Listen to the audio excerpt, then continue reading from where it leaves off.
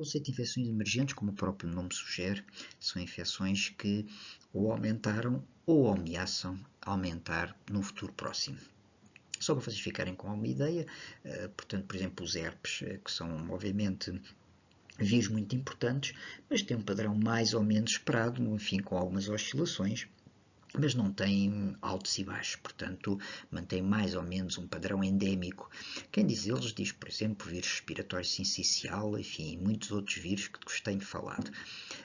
Ao contrário, bom, é claro que a Covid, obviamente, é um grande exemplo de uma doença emergente, podemos também falar da gripe aviária, podemos falar do ébola, portanto, que são vírus que de repente emergem, causam grande transtorno, às vezes desaparecem e depois tornam a emergir, portanto há quem chame depois estas às vezes infecções reemergentes, portanto infecções que aparecem, desaparecem e depois tornam a aparecer, mas de qualquer maneira as reemergentes são para todos os efeitos infecções emergentes, portanto são infecções, mais uma vez, que aumentaram ou ameaçam aumentar. Portanto, é este o conceito que vocês devem ter por oposição àquelas que se mantêm mais ou menos sempre à superfície, ou seja, vão sempre causando mais ou menos casos, mas, portanto, não têm este padrão assim tanto errático como estas das infecções emergentes. A lista de infecções emergentes, virais neste caso, é um pouco variável e às vezes consoante os autores, uns consideram que umas devem ser emergentes, outras não, mas de qualquer maneira estas que eu tenho aqui nesta listagem são aquelas mais ou menos consensuais, portanto são estas que vamos abordar ou que já abordamos noutras situações. Vamos falar agora da gripe na interface humano-animal. O que é que isto quer dizer? Vamos falar da gripe aviária, essencialmente é isto. Isto porque, como provavelmente vocês já sabem, enfim, já falei nisso noutra aula, o grande reservatório da gripe, ou seja, dos diferentes vírus da gripe, são as aves aquáticas selvagens que existem sobretudo no Oriente, portanto, tudo em certas zonas da China. E, portanto, esse reservatório que se mantém aí, habitualmente não contata diretamente com os humanos, ou mesmo que contate. Não há normalmente uma passagem direta do animal para nós. Isto era um dogma que existia antigamente, mas que foi quebrado, sobretudo quando se descobriu o H5N1, que eu vou vos falar de seguida. Na verdade, o H5N1, a influenza H5N1, nós já o conhecíamos. Não sabíamos era que ele poderia passar, aliás, como não sabíamos, isto como torna-nos isto, era um antigo dogma, que não havia passagem direta da gripe aviária, portanto, ou seja, dos vírus causadores de gripe aviária para os humanos, passagem direta. Era através, portanto, aquela imagem que já vos falei, através de hospedeiros, digamos, intermediários, como por exemplo o porco. O que aconteceu, portanto, em Hong Kong, em 1997, pela primeira vez uma estirpe aviária pura, portanto, passou diretamente das aves para os humanos. E, portanto, o resultado foi este que vocês veem, portanto, mortalidade de cerca de 1/3, portanto, 18 casos com 6 fatais. Portanto, enfim, claro que os números foram baixos, mas, enfim, uma gripe que mata quase 1/3, neste caso foi mesmo 1/3 das pessoas, obviamente que colocou toda a gente em pânico. Isto na altura levou ao abate de milhões de animais e, portanto, a situação foi controlada. Mas já se estava à espera que mais cedo ou mais tarde reaparecesse. Reapareceu, mesmo assim, enfim, só ao fim de 6 anos. E então começámos a ter a famosa gripe aviária, portanto, ou melhor, o termo correto é gripe humana de origem aviária causada pelo H5N1. O principal problema é claro que estas aves migratórias e selvagens, enfim, não entram assim em contato frequente com os humanos, mas podem contaminar as aves de capoeira que estão mais perto de nós. Portanto, e foi isso que aconteceu. Bom, vamos ver agora alguns aspectos mais importantes relativamente ao H5N1. Primeiro ponto, embora tenha sido descrito há mais de 20 anos, como vocês podem ver neste slide, até finais de dezembro passado, não chegavam a 1000 casos descritos em 20 anos em todo o mundo. Ora, isto temos nós mais no inverno em Portugal casos de gripe sazonal do que houve em todo o mundo durante mais de 20 anos. os casos de H5N1. Portanto, isto parece que é um não problema. Mas há efetivamente um problema que é a mortalidade.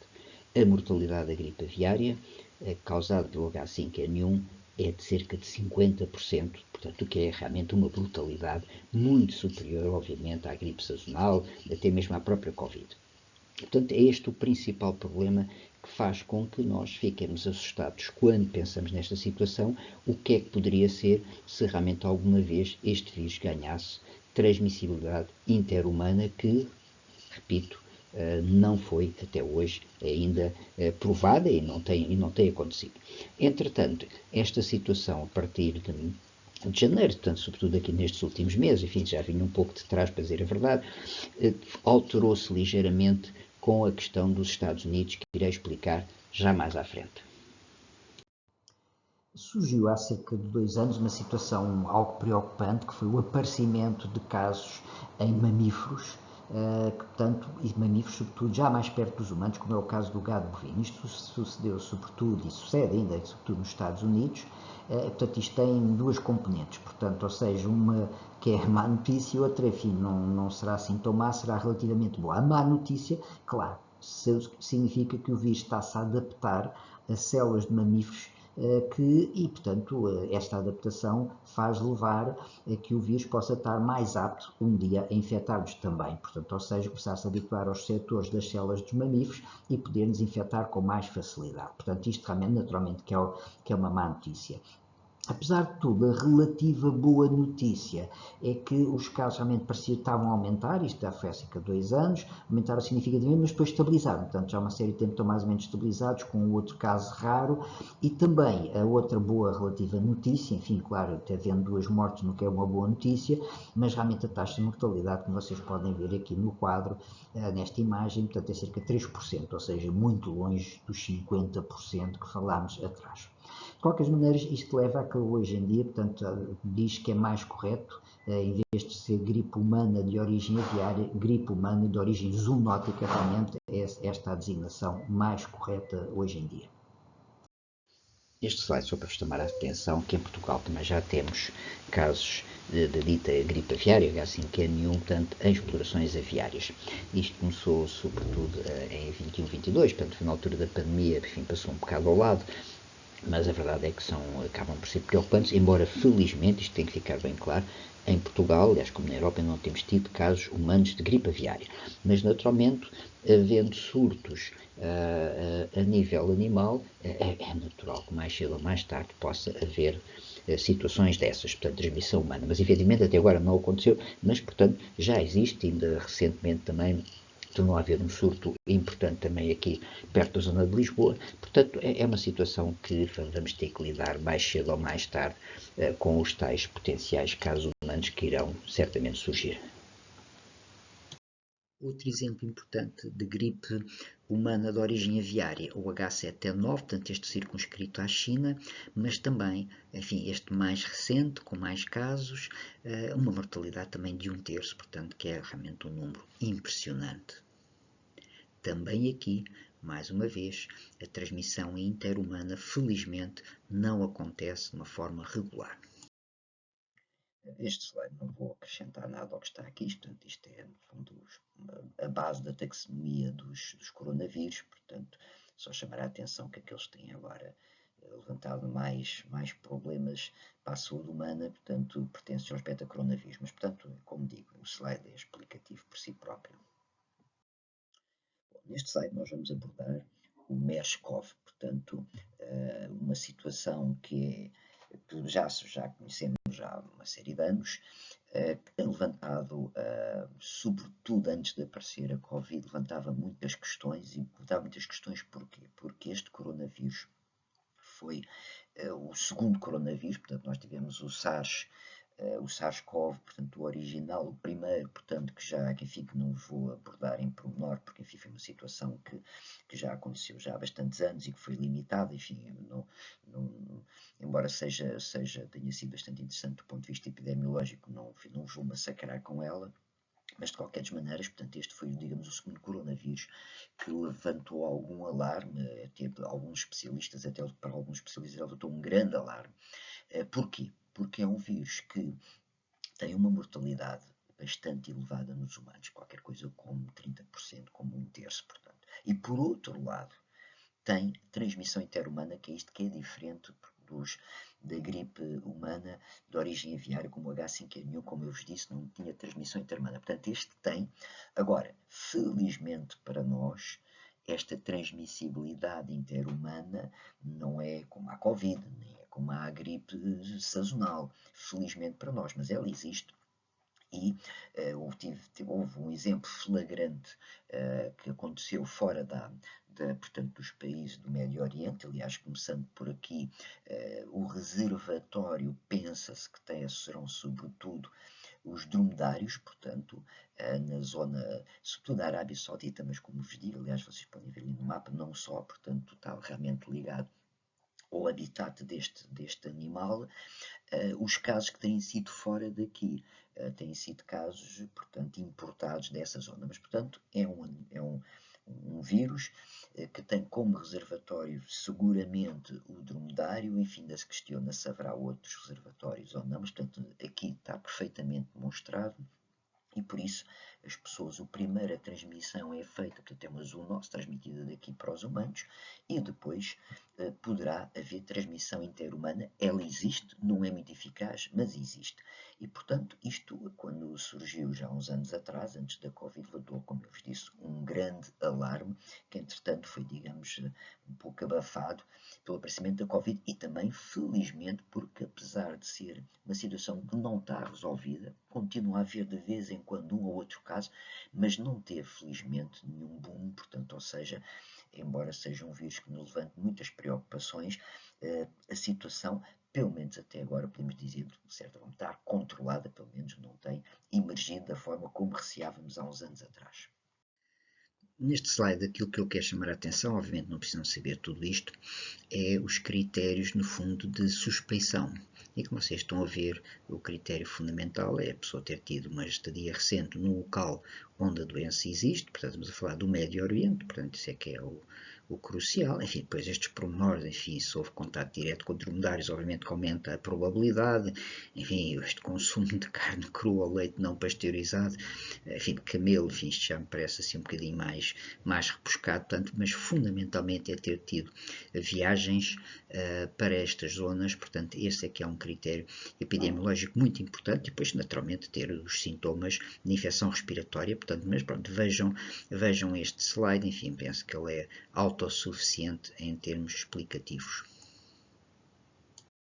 Em Portugal, todos os casos suspeitos, naturalmente, têm que ser submetidos a diagnóstico laboratorial, e as amostras biológicas são enviadas para o Instituto Nacional de Saúde, para o INSA, portanto, Ricardo Jorge, portanto, é o INSA, para realização da RT-PCR, já sabem o que quer dizer, transcriptase reversa PCR, uma vez que é um vírus de RNA.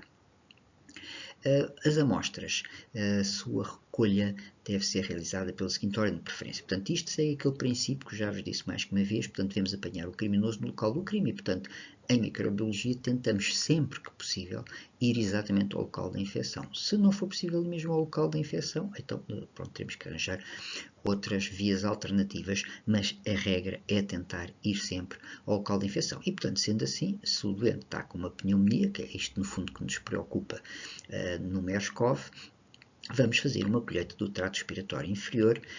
Enfim, embora esteja aqui expectoração, penso que já sabem, enfim, uma pessoa com uma suspeita destas e com uma pneumonia que em princípio será grave, vamos fazer naturalmente o lavado broncoalveolar e excursões brônquicas, enfim, mais do que a expectoração, mas de qualquer maneira não é errado dizer que a expectoração pode ser efetuada, portanto, a colheita dela. A líquido pleural, naturalmente, se houver um derrame pleural. A seguir, a zaragatoa. E, em últimos casos, enfim, penso que tem muito pouco sentido, sangue e ossor e fezes e urina. Portanto, obviamente que, aliás, como vocês veem aqui descrito, o ideal naturalmente é fazer-se a colheita de secreções ou lavado broncoalveolar.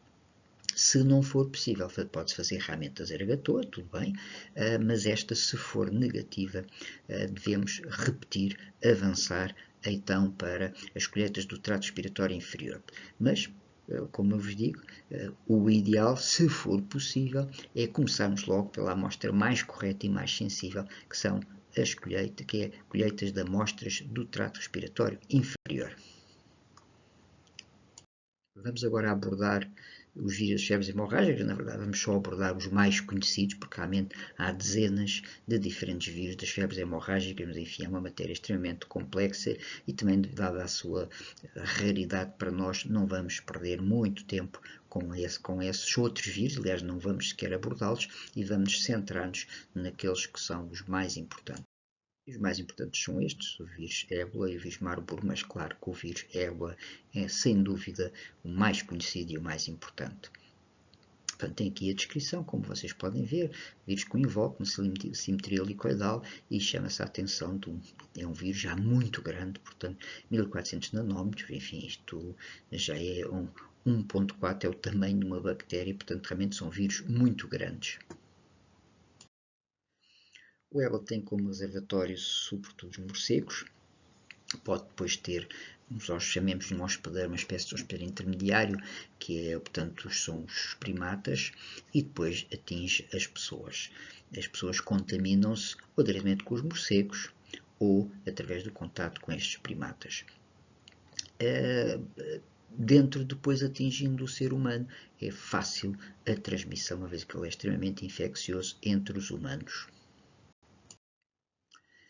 Como puderam ver no slide anterior, portanto, o ébola até agora só teve surtos descritos em África, sobretudo na zona central de África. Aqui este slide para chamar a atenção a vários aspectos, portanto, como eu disse, ele é extremamente contagioso, atinge com muita facilidade as pessoas que estão em contato, nomeadamente também os profissionais de saúde.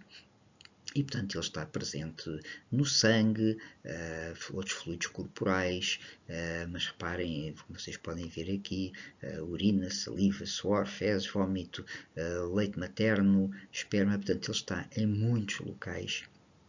E, além disso, está quer na pessoa doente, quer mesmo depois da pessoa falecer, portanto, depois já vamos voltar a isto, realmente a importância dos funerais serem com segurança. As pessoas contatam-se, a parte original do contágio é normalmente quando as pessoas, porque reparem, isto são normalmente, os surtos começam em zonas de África mais recônditas, onde as pessoas pobres recorrem muitas vezes à alimentação, quer determinadas espécies de morcegos, sobretudo os morcegos insetívoros, portanto são realmente maiores e portanto podem ser uma importante fonte de proteínas para as famílias, ou até mesmo os próprios primatas que eles também comem e que têm contato com eles. E portanto, normalmente há um caso primário e depois, como eu vos disse, há depois esta transmissão fácil entre os humanos, porque realmente ele está presente em grande quantidade em praticamente todos, no sangue, em praticamente todos os fluidos corporais. Como podem ver, os sintomas podem aparecer 2 a 21 dias depois da exposição, portanto, no fundo, isto é o período de incubação. Febre, cefaleias, fadiga, diarreia, vômitos, fraqueza, falta de apetite, artralgias. Portanto, isto são naturalmente sintomas muito inespecíficos e podem, enfim, ser compatíveis também com outras situações, como o paludismo, etc. Agora, realmente, quando entra no quadro hemorrágico e começa a haver uma manifestação hemorrágica inesperada, aí sim, portanto, aí sim começa-se a pensar que podemos estar perante uma febre hemorrágica. À semelhança do MERS-CoV, também este tem que ser, se houver alguma suspeita em Portugal, portanto, de alguém que naturalmente tem que ser um viajante, como é lógico, portanto, não temos ébola endémico no nosso país, portanto, as amostras terão que ser enviadas também para o Instituto Ricardo Jorge. Qualquer doente suspeito de ébola, portanto, obviamente suspeito porquê? Porque fez uma viagem a uma altura em que estava a decorrer um surto, porque os surtos nem sempre estão a decorrer, como é óbvio, portanto, e que chegue com essa suspeita ao nosso país, terá que ser encaminhado, não pode ser visto em qualquer hospital, terá que ser encaminhado para hospitais de referência, portanto, em Lisboa temos o Correio Cabral, para os adultos, e o Hospital Dona Estefânia, para as crianças. Mas aqui também as amostras terão que ser depois enviadas para o Instituto Ricardo Jorge. Portanto, o diagnóstico só pode ser feito num laboratório de nível de segurança 3, portanto, o Ricardo Jorge tem, portanto, como já vos disse, é lá que são feitos. Convém ficar-se com uma ideia que o vírus é geralmente detectado por RT-PCR em amostras colhidas, nomeadamente de sangue, colhidas entre o 3º e o 10º dia. Este slide não precisam de saber excessivos pormenores acerca dele, mas percebemos que as pessoas que lidam, nomeadamente profissionais de saúde, que vão lidar com situações de surto por ébola, têm que ter o máximo cuidado com todos os equipamentos protetivos e com todas as regras. É fundamental. Qualquer quebra na regra pode levar a que ele seja infectado, enfim, e convém relembrar que o ébola tem uma mortalidade de cerca de 50%. Outro aspecto também importante é a questão dos funerais. É muito frequente, portanto, em África, sobretudo nas zonas mais rurais, serem os familiares a tratar e estão habituados e pronto, e é uma tradição que naturalmente se deve respeitar, de serem eles a tratar dos funerais. Infelizmente, aqui no caso do ébola não pode ser, portanto tem que ser profissionais perfeitamente equipados, porque o cadáver é infeccioso e portanto tem havido muitos casos, pessoas que se infectaram durante os funerais porque não conseguiram ou não quiseram cumprir as regras de segurança. É importante sabermos que já existe uma vacina, já foi até aprovada pelo FDA, e que esta vacina tem uma boa eficácia. Portanto, presumo que surtos com centenas ou milhares de pessoas, como se tem visto na República Democrática do Congo, em princípio, enfim, se as vacinas lá chegarem, já não irão acontecer. Mas, enfim, continua a ser, mesmo com a vacina, continua a ser uma doença extremamente perigosa. Recentemente foram ensaiados e com algum êxito anticorpos contra o vírus e, portanto, que poderiam ser utilizados para tratamento. Realmente, em termos de antivirais, não temos sido muito felizes, mas realmente estas combinações de anticorpos parecem ser eficazes e dá-nos, portanto, isto juntamente com a vacinação, dá-nos esperança de que não voltemos a assistir àquela mortalidade elevada que nós vimos nos surtos anteriores de ébola. O Marburgo é muito parecido também em alguns aspectos, quer epidemiológicos, quer clínicos, com o ébola. Convém ficarem com uma ideia que a sua distribuição em África é também central, mas um pouco mais para o sul do que o caso do ébola, e que Angola teve o maior surto e com uma mortalidade elevadíssima, 90%, portanto teve o maior surto descrito com este vírus, do qual, aliás, alguns médicos portugueses foram lá colaborar nesta luta contra este vírus. Gostaria só de aproveitar para vos lembrar que estes são os principais vírus causadores de diarreia. Não há propriamente uma aula com que entremos em grande pormenor nos vírus causadores de diarreia, portanto vamos falar nisso também nas gastroenterites, mas de uma forma muito genérica, e portanto são estes que aqui estão. Vamos só chamar a atenção aqui uma ou duas situações mais importantes. E temos que falar dos norovírus como agentes de diarreia, portanto, e como agentes virais emergentes. Os norovírus são o agente mais frequente de diarreia, sobretudo em surtos. Quando estão em surtos, ele ainda é mais frequente. E porquê que ele é muito frequente? Porque ele tem uma dose infecciosa mínima, quer dizer que a pessoa pode se infectar com pouquíssimas partículas virais.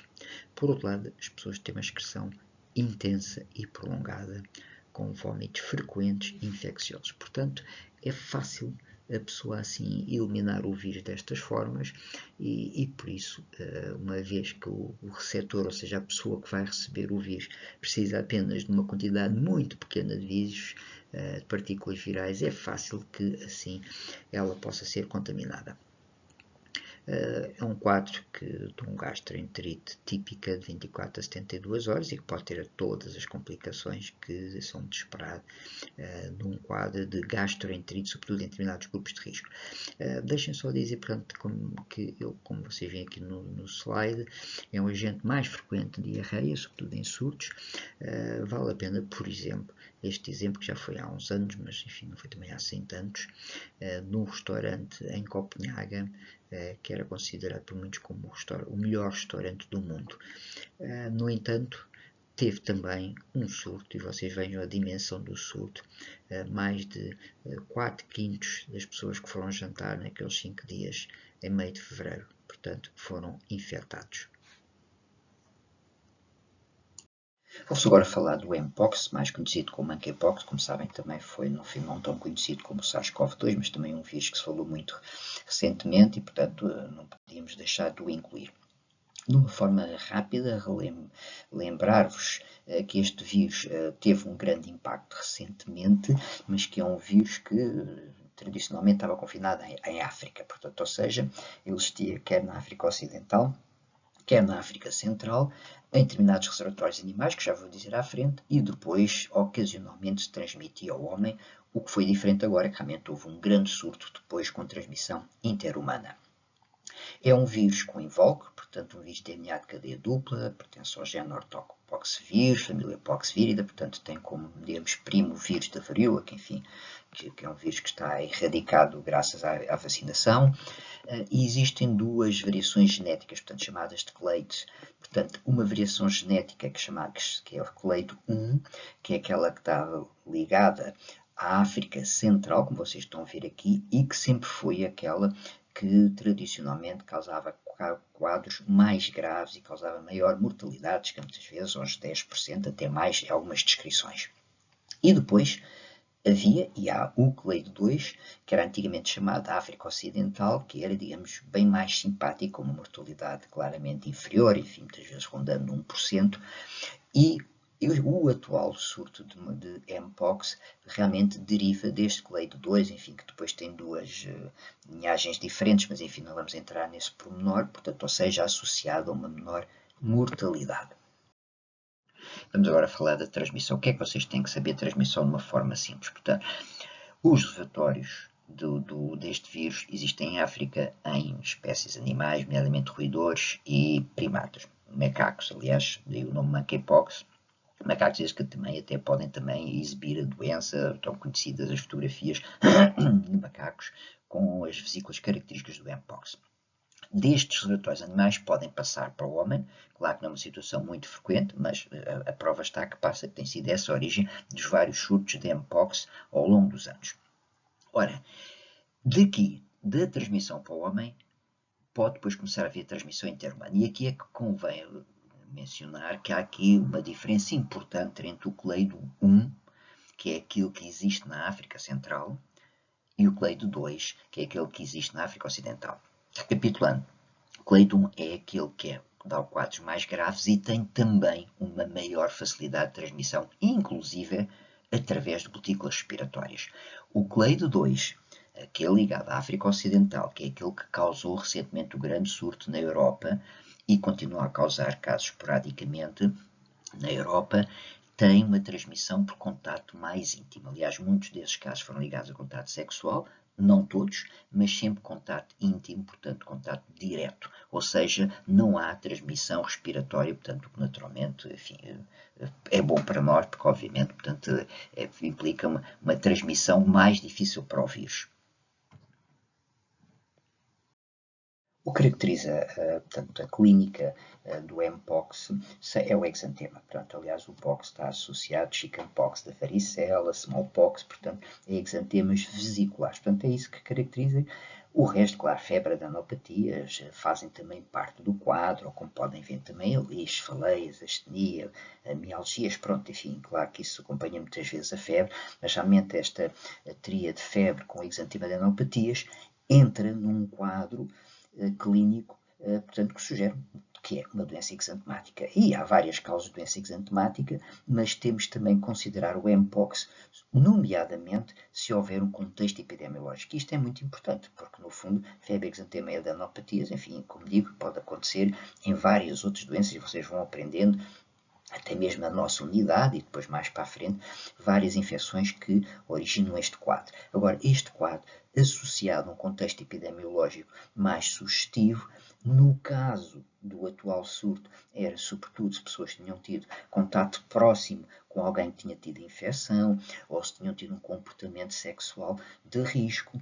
Portanto, aqui leva à suspeita de que possa ser o Mpox e que terá que depois de ser confirmado laboratorialmente, porque só a confirmação laboratorial é que depois dá o resultado final. Deixem também só dizer que, embora o exantema clássico cobria todo o corpo, aquilo que se verificou no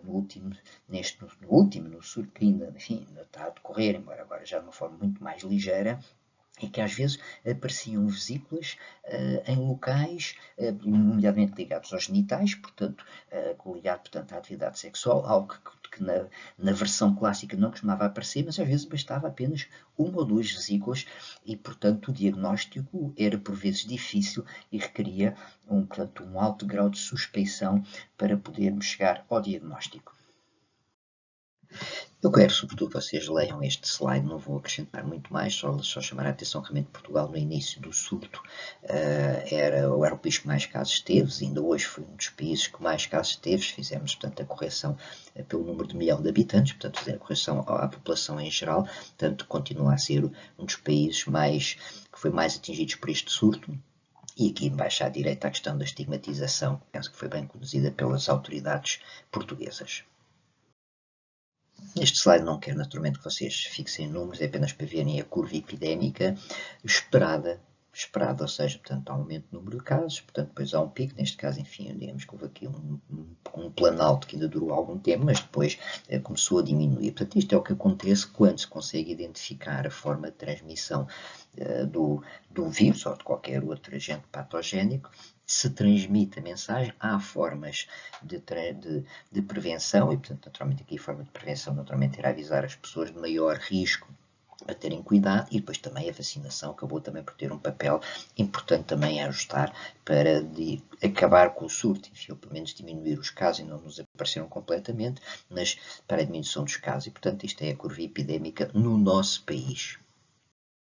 E aqui é a curva epidémica, portanto, nos países da União Europeia. Como vocês veem também, portanto, aqui até uma curva mais perfeitinha, portanto, o seu aumento, portanto, atinge o seu pico e depois começou a baixar, portanto, o raciocínio é mais ou menos o mesmo, portanto, as pessoas foram informadas, começaram a tomar as medidas de precaução e, naturalmente, dado que, relembro, portanto, isto é um vírus de transmissão íntima, não necessariamente sexual, mas transmissão íntima, portanto, havendo esses cuidados, portanto, os casos começaram a diminuir e, portanto, daí esta curva quase perfeita. Como já foi referido, o diagnóstico laboratorial é fundamental para se fazer o diagnóstico definitivo, embora naturalmente que a parte da clínica e a epidemiologia possa logo sugerir que se trata de um Mpox, o diagnóstico final efetivamente repousa no diagnóstico laboratorial. Começamos, como em qualquer diagnóstico microbiológico pela colheita da amostra, aqui será uma zaragatua da lesão, portanto, do exantema, que vem em meio de transporte viral, uma zaragatua da orofaringe, uma vez também é o local de replicação do vírus, portanto, para aumentar a sensibilidade faz-se num local e do outro, e colhe-se também sangue, que depois será utilizado para testes sorológicos, e aqui, como vocês também já ouviram falar várias vezes na nossa unidade, o ideal é termos uma amostra na fase aguda e uma amostra passado pelo menos 2 semanas para tentarmos ver a seroconversão. Portanto, este será o diagnóstico sorológico. Se houver suspeita também, pode também ser colhida uma zaragatua anorretal, nomeadamente se houver aqui lesões ou se realmente for referido com o sexo anal pela pessoa infectada. Este slide não é para vocês saberem com pormenor, portanto eu vou resumir, isto é para vocês lerem, para ficarem com uma ideia, como eu penso que transmiti, mas para o caso de não ter ficado bem claro com os slides anteriores. Portanto, o Mpox tivemos um surto muito importante, portanto, há cerca de 2 anos.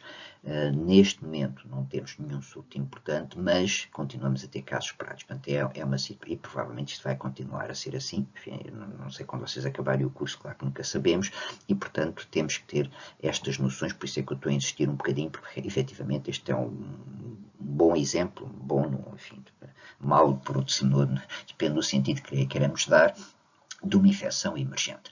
Portanto, o que eu quero que vocês saibam com este slide, efetivamente, existe vacinação para o Mpox. Vacinação essa que pode ser utilizada em 2 contextos. Portanto, o contexto clássico, que é, portanto, ou seja, prevenir a doença, portanto, que em grupos de risco, é o que vocês têm aqui, ou então fazer como vacinação, utilizar como vacinação pós-exposição, ou seja, depois no contato com alguém infectado, fazer essa vacinação, portanto, que consegue minorar, portanto, os sintomas clínicos. Como todos sabem, o SARS-CoV-2 é o causador da Covid-19, portanto, que ocasionou a maior pandemia dos últimos 100 anos. Muita coisa se falou sobre a Covid-19, enfim, muitas coisas com razão, outras sem ela. Vamos tentar aqui fazer aqui um resumo dos aspectos mais importantes da Covid-19.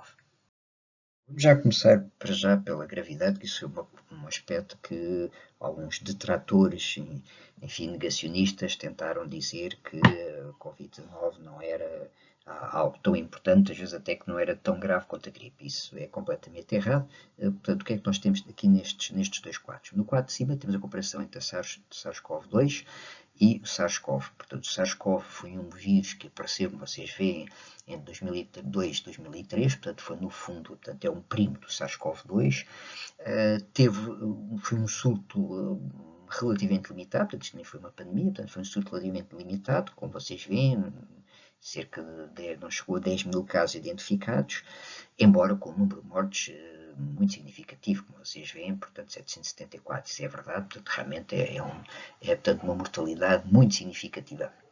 No entanto, este vírus acabou por ser circunscrito e acabou depois por desaparecer. Um dos motivos, se não talvez provavelmente o mais importante, é que a carga viral nas secreções respiratórias aparecia, portanto, o pico aparecia ao fim, depois da primeira semana, como vocês veem aqui, muitas vezes já perto do 10º dia. Ora, isto parece um pormenor, foi fundamental. Portanto, é uma grande diferença para o SARS-CoV-2. Porquê? Porque as pessoas só excretavam o seu máximo dias depois já ser identificadas, o que permitia o seu isolamento. Ora, isto é ao contrário do SARS-CoV-2, como vocês todos sabem, portanto a carga viral atinge logo o pico, logo muito precocemente. Portanto, ainda muitas vezes ainda a pessoa está, e atenção, e como muitas vezes nós conseguimos até transmitir o vírus, até ainda antes de começarmos com sintomas. Mas pronto, mas independentemente disso, portanto, o pico é atingido logo no início. Portanto, muitas vezes as pessoas ainda nem sabem que estão com a Covid, já estão a transmitir. Portanto, isto é diferente do SARS-CoV-2 e, portanto, do SARS-CoV-1, portanto, ao SARS-CoV, pensa-se que terá sido isto um dos motivos que o primeiro conseguiu ser circunscrito, apesar da elevada mortalidade, mas em termos de transmissibilidade havia esta vantagem, ao passo que o SARS-CoV-2 não. Quanto ao resto, os números depois são esmagadores, como vocês veem, portanto não há qualquer hipótese de comparação. O primeiro foi um surto importante, mas limitado. O segundo foi aquela pandemia que todos sabemos, portanto com, enfim, quase 1 bilhão de casos e provavelmente se calhar estamos muito perto disso e, portanto, estamos a falar daqueles que sabemos e com cerca de 7 milhões de mortes, etc. Outra questão que se colocou muito foi realmente a comparação com a gripe. Ora, também não há possibilidades de comparação. Nós tivemos uma pandemia de gripe, portanto, há cerca de 14 anos.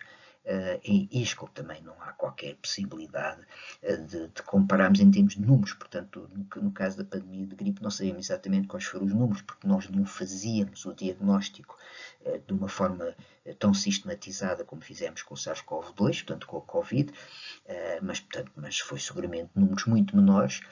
O número de mortes também não é possível comparar. Portanto, enquanto que o primeiro nem sequer chegou a 1 milhão, este teve cerca de 7 milhões. E atenção, a pandemia de gripe que houve, nunca fizemos confinamento, nada minimamente parecido com aquilo que fizemos para a Covid-19 e mesmo assim, portanto, o número de mortes foi muito superior no caso da Covid. Portanto, inquestionavelmente, em termos de gravidade, é efetivamente a pior pandemia, como eu vos disse, dos últimos 100 anos, desde a pandemia de gripe de 18-19. Muito se falou também sobre a questão das variantes. Portanto, o que significa as variantes? Significa que este vírus tem uma grande variabilidade genética e as variantes que vão aparecendo têm um aumento, normalmente, caracterizam-se por um aumento de transmissibilidade. Aliás, as que não têm maior aumento de transmissibilidade acabam por não vingar e acabam por desaparecer. Portanto, aquelas que depois vão impondo são as que têm mais transmissibilidade e, portanto, tendo mais transmissibilidade acabam por ficar, são as que ficam. Algumas destas variantes também se caracterizaram por um aumento de gravidade, mas nem todas, isso é verdade. Portanto, de qualquer maneira, temos que nos lembrar que mesmo que as novas variantes que foram aparecendo e que foram substituir umas às outras, mesmo que não aumentem a gravidade, o fato de serem mais transmissíveis aumentava o número de casos, portanto, aumentando o número de casos, acabavam por haver casos mais graves por uma questão apenas percentual. Mas um aspecto também ligado às variantes é que elas diminuem um pouco a eficácia vacinal, ou seja, quando aparece uma variante, os anticorpos que se formaram anteriormente não são tão protetores, porque o vírus já está ligeiramente modificado, os anticorpos e a imunidade celular já não é tão eficaz e, portanto, este aspecto é algo que ainda hoje se mantém. E, portanto, ou seja, o vírus continua a evoluir, provavelmente vai continuando, tal como a gripe também, portanto, vai continuando a evoluir e, portanto, cada vez que evolui, perde-se um bocadinho da eficácia vacinal anterior. De qualquer maneira, mantém-se sempre, ou seja, há sempre alguma imunidade cruzada e, portanto, não se perde tudo. Portanto, isto é um aspecto também muito importante, até para vocês, quando ouvirem nas notícias, portanto, a abordar esta situação, percebemos isto. Está bem, pode aparecer uma variante, pode-se perder um pouco de eficácia, mas é sempre muito melhor do que quando estávamos no início da pandemia, que não tínhamos imunidade nenhuma, o nosso sistema imunitário não conhecia o SARS-CoV-2, agora já conhece pela vacinação e ou pelas infecções que, entanto, a esmagadora maioria da população já teve. Este slide é só para vocês terem uma ideia. Aquele gráfico que vocês veem cá em baixo, aquelas cores, portanto, cada cor foi, no fundo, uma variante que se impôs naquela altura. Portanto, vocês vejam quantas vezes já foi mudada, digamos, a variante predominante. Portanto, ela aparece, como é mais transmissível, acaba, digamos, por se impor, mas depois aparece outra mais transmissível que se impõe, e tem sido assim, como eu vos disse, e continua a ser assim. Portanto, naturalmente, vocês não têm que saber nada do que está aqui em termos de números, é apenas um exemplo para vocês verem aquilo que acontece em Portugal com esta mudança constante de vírus predominante. Apesar do tremendo impacto negativo que a pandemia ocasionou na humanidade, poderia ter sido muito pior se não fossem os avanços tecnológicos. Eu diria aqui rapidamente quais foram, na minha opinião, os mais importantes. Primeiro, a rapidíssima identificação do vírus foi fundamental. Segundo, é aquilo que está neste slide, a rápida disponibilização dos testes. E foi crucial para começarmos desde cedo a identificar as pessoas que estavam infectadas. Reparem que em pouquíssimo tempo, numa questão de semanas, um mês, 2 meses, desde que o vírus foi identificado, que se conseguiram logo ter testes comerciais, porque no fundo vocês, enfim, conhecem, todos os utilizamos, para a identificação do vírus. Claro que o terceiro grande aspecto, o terceiro grande avanço tecnológico foi depois a questão da vacinação, que foi crucial para controlarmos a pandemia. Mas afinal, como é que se faz o diagnóstico? Todos sabemos como é que se faz o diagnóstico, mas enfim, temos agora aqui a sentar só ideias para depois que não haja dúvida nenhuma. Portanto, o método de referência para o diagnóstico da Covid é a biologia molecular. Pronto, os testes de RT-PCR, portanto, já sabem o que é que dizer RT-PCR, transcriptase reversa PCR, portanto, que isto é um vírus de RNA, portanto, são os métodos de referência. Digo no plural, porque realmente há uma série de testes comerciais e depois há também testes PCR convencional, PCR em tempo real, testes rápidos de biologia molecular, atenção, portanto existem e são muito importantes em situações nomeadamente de maior urgência, testes de biologia molecular rápidos, numa resposta para em cerca de 1 hora, portanto estes testes de biologia molecular são, mais uma vez, portanto, a referência para o diagnóstico. Eles são sensíveis, são específicos e portanto, são a metodologia a utilizar sempre que há alguma urgência ou sempre que estamos perante uma situação mais grave. Podem, no entanto, e como vocês sabem, ser utilizados testes rápidos de antigênio, que também todos utilizamos. São testes com uma sensibilidade menor que a PCR, a especificidade é boa e, portanto, claro que têm a vantagem, são naturalmente mais baratos, mais práticos, mas temos sempre que nos lembrar que se um teste destes for negativo e se a suspeita for elevada, temos que depois avançar para os testes de biologia molecular. Portanto, foram testes que foram muito úteis, ainda hoje o são, mas temos sempre que nos lembrar que a sua sensibilidade, embora boa, e vocês veem aqui no slide, sensibilidade analítica igual ou superior a 90%, isto não é verdade, isto não é totalmente verdade, aliás, não é totalmente, não é seguramente verdade mesmo, nem todos os testes de uma sensibilidade superior a 90% não tinham, pronto, e portanto, se um destes testes for negativo e se a suspeita for elevada, ou se vocês tiverem um caso mais grave, vocês terão que fazer uma PCR. Finalmente, a sorologia tem muito pouca utilidade para o diagnóstico de infecção aguda, portanto, os testes serológicos foram utilizados, ainda hoje são utilizados sobretudo para saber se a pessoa teve infecção no passado, como é que respondia à vacinação, mas enfim, por motivos um pouco menos, não digo que totalmente académicos, mas com pouca aplicação prática.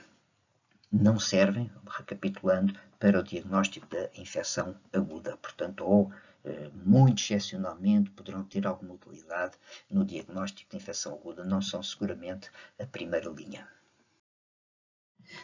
Neste slide vamos resumir o que vocês têm que saber e o que é, no fundo, que é mais relevante relativamente à transmissão do SARS-CoV-2. A forma mais eficaz de transmissão é através das gotículas. Portanto, as gotículas são partículas maiores e que se fazem, a transmissão é feita diretamente, como vocês podem ver aqui no slide, na parte de cima, portanto, quem não tem máscara, as gotículas vão sendo transmitidas a uma certa distância, se vocês recordam aquela questão da distância dos 2 metros, aquilo que se falava, claro que isto é tudo muito relativo, relembremos, enfim, claro que se uma pessoa tossir ou espirrar, os 2 metros, sobretudo o espirrar, portanto, eu penso que já vos tinha dito isso noutra ocasião, portanto, o pior é o espirrar, a seguir o tossir, portanto, o gritar, enfim, cantar, enfim, em voz alta, vem a seguir, depois o falar e naturalmente o próprio respirar também tem algum risco, mas pronto, o risco vai diminuindo.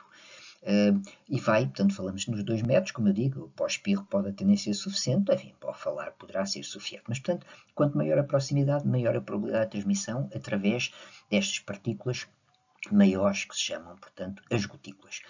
Gotículas que, teoricamente, têm mais de 5, 10 microns, portanto, muitas vezes até são macroscópicas, têm muito mais do que isso. Normalmente, muitas vezes até vemos, basta saber, quando espirramos, nós conseguimos ver as gotículas, portanto, têm muito mais do que microns, portanto, têm 1, 2 milímetros de diâmetro, portanto. Depois, esta é a principal forma de transmissão. A transmissão pelos aerossóis, partículas mais pequenas, e qual é a grande dica? Porque é que isto é importante? Porque os aerossóis podem permanecer no ar, enquanto as gotículas numa transmissão logo direta, portanto elas não permanecem pelo seu tamanho, elas ou atingem alguém que está à nossa frente ou depois vão se depositar. Os aerossóis são partículas mais pequenas e, como tal, podem permanecer no ar durante mais tempo e são essas que ocasionam as transmissões a maior distância. Portanto, isto foi muito discutido durante a Covid, qual era o papel dos aerossóis, não temos dúvidas que foi importante, nomeadamente nos espaços fechados, atenção, portanto, porque nos espaços no exterior, enfim, os aerossóis, pronto, naturalmente vão-se depois dispersar, portanto, há este aspecto importante, esta diferença, portanto, os aerossóis são importantes sobretudo nos espaços interiores, enfim, as gotículas, enfim, têm um papel tanto nos espaços interiores como nos espaços exteriores.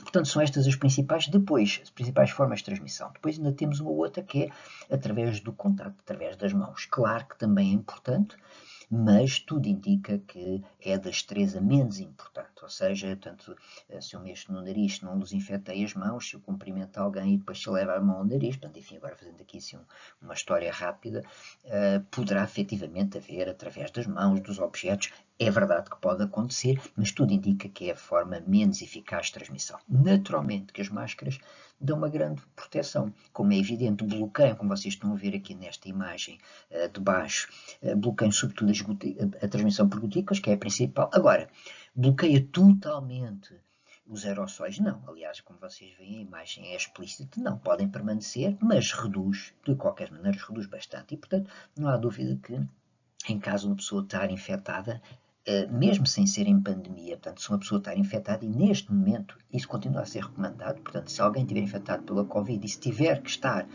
até aos 10 dias, deve usar máscara, se entretanto não ficar em casa, enfim, não é obrigatório que fique em casa se ele estiver assintomático, também é importante ressalvar isso, mas, portanto, ele deve usar máscara porque diminui muito substancialmente a probabilidade de transmitir às outras pessoas. Claro que a eficácia das vacinas aprovadas não é igual para todas, nós ouvimos também falar muito nisso durante a pandemia, mas enfim, mas aquelas que estão aprovadas de uma maneira geral são eficazes. São eficazes, atenção, sobretudo para infecção grave. Isto é um aspecto muito importante e diferente de de outras vacinas para outras doenças que conseguem prevenir também a infecção. Não. Infelizmente, no caso da Covid, a proteção para infecção ligeira ou assintomática não é, enfim, diminui, mas não é muito substancial. Agora, sobretudo, protege da infecção grave, portanto, que é, no fundo, o mais importante. Portanto, não é uma vacina ideal, mas é a melhor forma que nós tivemos de proteção, juntamente com, naturalmente, com as medidas de higiene, a melhor forma. E no slide a seguir vocês vão ver, portanto, a importância que teve para controlar a pandemia, a importância que teve a vacinação. Vejam bem este slide, portanto, em cima tem o número de casos. E em baixo vocês têm o número de mortes.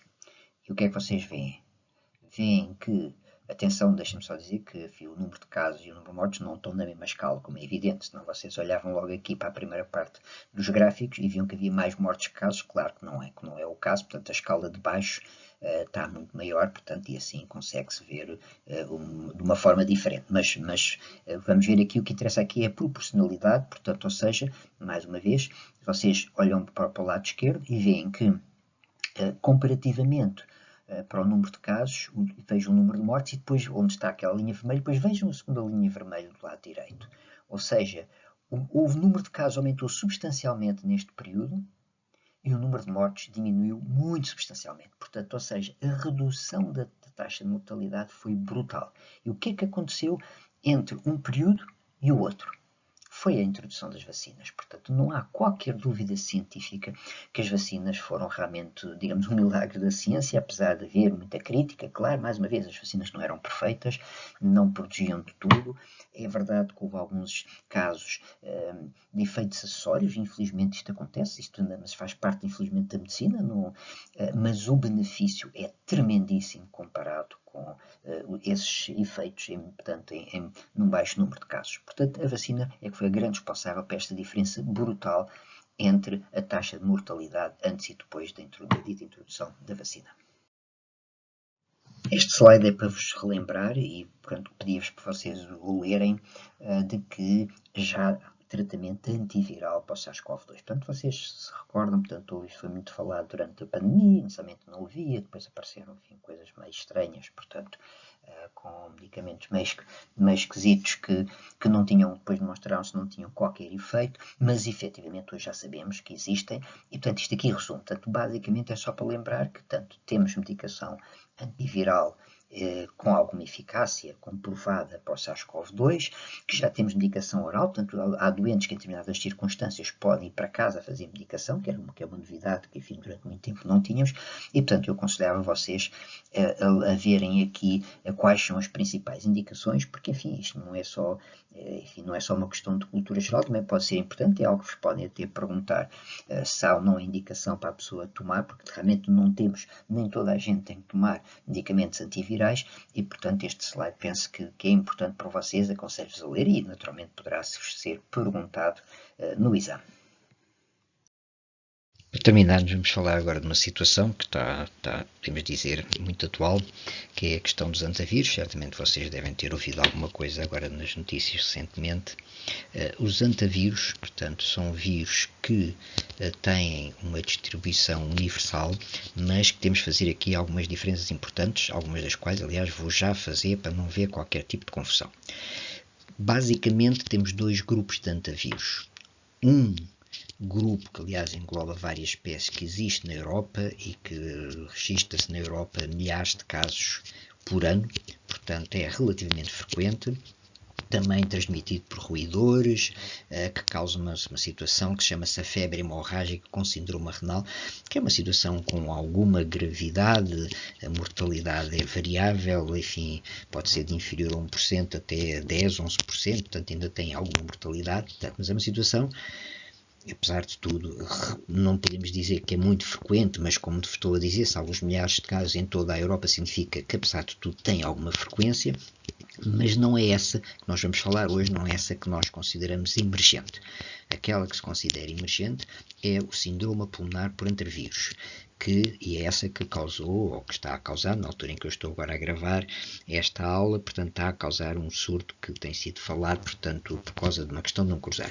Convém falarmos nisto, até porque é uma situação que, embora não exista na Europa, pode, de alguma forma, ser casos importados, mas já vamos então explicar isto de seguida. Mas vamos primeiro só falar aqui muito rapidamente das bases e como é que se descobriu estes antivírus pulmonares. A primeira vez que se descobriu, vocês veem aqui na imagem, foi em 93, portanto já foi uns anitos, numa zona relativamente árida dos Estados Unidos, portanto, junto de uma zona de uma reserva índia, portanto os índios Navajo, e portanto um casal que tinha estado a preparar uma casa que tinha estado fechada durante algum tempo, a varrer uma casa, um deles vai falecer rapidamente com uma pneumonia bilateral, o que, enfim, não é muito habitual num jovem, mas pode acontecer. Pronto, na altura, enfim, não levantou propriamente grande alarme, mas quando passado uma semana o esposo vai também falecer com a mesma situação, e aí percebeu-se que havia uma ligação epidemiológica. Pronto, abreviando, começou-se logo a suspeitar que poderia ser, enfim, alguma situação relacionada, nomeadamente com roedores, e efetivamente a pesquisa nos roedores mostrou os antavírus. Portanto, depois houve mais casos, mas por isso, esta situação do antavírus pulmonar, resumindo, o que é que nós temos que saber? Ponto 1, reservatório, roedores. Como é que se transmite? Sobretudo por aerossóis. A partir porquê? Porque os ratos excretam pela saliva, pela urina, pelas fezes o vírus. O vírus pode conseguir manter-se durante algum tempo, e enfim, não sabemos exatamente quanto, mas seguramente dias ou até semanas, ali no pó, portanto no chão, por exemplo, e as pessoas, sobretudo quando vão para casas que estiveram fechadas durante algum tempo e começam a varrer e, portanto, levantam aquela poeira, portanto, podem levantar as partículas virais, causando uma doença pulmonar que tem uma mortalidade que ronda entre os 30% e os 50%. Portanto, é uma mortalidade bastante elevada. Portanto, é isto, de uma maneira geral, que é o síndrome pulmonar por antavírus. Ora bem, mas esta primeira descrição foi nos Estados Unidos, foi a primeira, como eu digo, e não tinha transmissão interhumana. Portanto, essa, digamos, era a boa notícia, dentro da má notícia, essa era a boa notícia. Não é o que acontece com aquilo que eu vou falar no slide a seguir. Vamos agora falar da situação mais recente, que provavelmente vocês ouviram falar, portanto, que é a situação do cruzeiro, está a acontecer neste momento, ou pelo menos na altura em que estou agora a gravar, que é também causada por um vírus, mas não é o mesmo vírus que falei há bocado. O vírus que falei há bocado era um vírus, digamos, na América do Norte, há mais que uma espécie na América do Norte. Esta espécie, que se chama-se o antavírus espécie Andes, é muito idêntica, tem características idênticas à outra, portanto, transmissão, reservatório nos roedores, transmissão por aerossóis para os humanos, eventualmente também a mordura, bom, isso também podia acontecer com o outro, mas pronto, a mordura por um roedor já é menos frequente, mas pode também acontecer.